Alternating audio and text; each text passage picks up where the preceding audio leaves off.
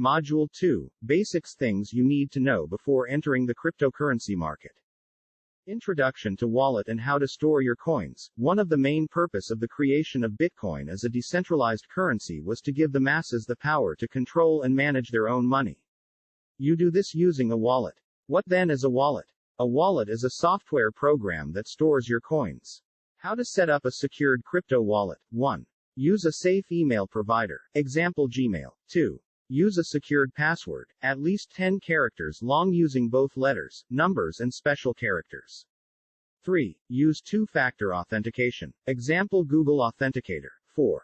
Keep your devices private. 5. Write down your 12 passphrase and private keys in an offline diary and keep it safe.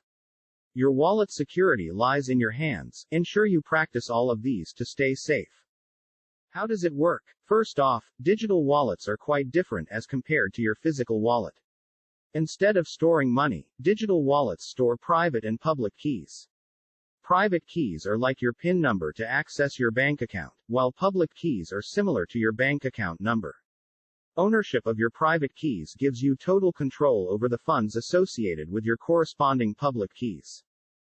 Take a quick look at the different kinds of wallets.